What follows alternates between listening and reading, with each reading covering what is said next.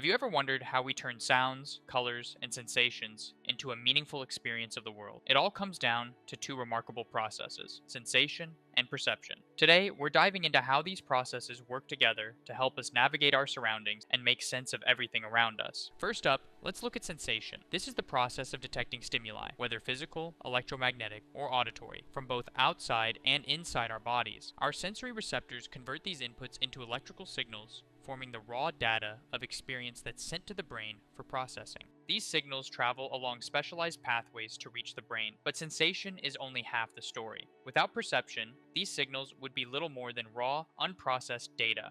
Here's where perception comes in. It's the step that gives meaning to our sensations, allowing us to identify objects, recognize faces, and interpret everything we encounter. Perception combines different sensory inputs with prior knowledge, creating a seamless experience of our surroundings. This process of perception transforms simple sensory inputs into a coherent picture of the world, shaped by context, memory, and expectation.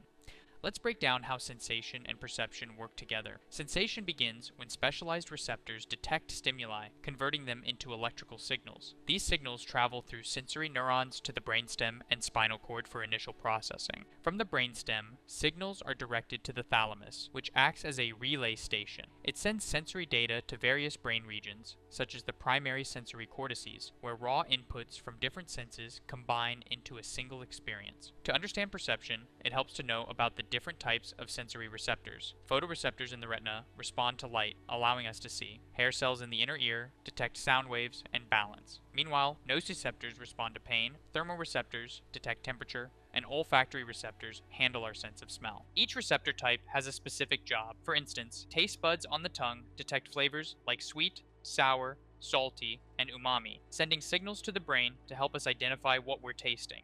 Perception isn't just about sensation. It's heavily influenced by context, attention, and expectations. For example, if you're focused on a specific task, you're more likely to notice relevant stimuli while ignoring distractions. Expectations also play a role. Sometimes we see what we expect to see, even if it's not there. And context can entirely change how we interpret sensory information. A sound might mean one thing in a quiet room, and something else in a crowded space. Each sense has a designated processing center. The visual cortex handles sight, the auditory cortex manages hearing, and the somatosensory cortex processes touch. The gustatory cortex interprets taste, while the olfactory bulb handles smell. By separating processing for each sense, our brains create a more organized sensory experience, ensuring that sight, sound, and touch don't get tangled up in the process.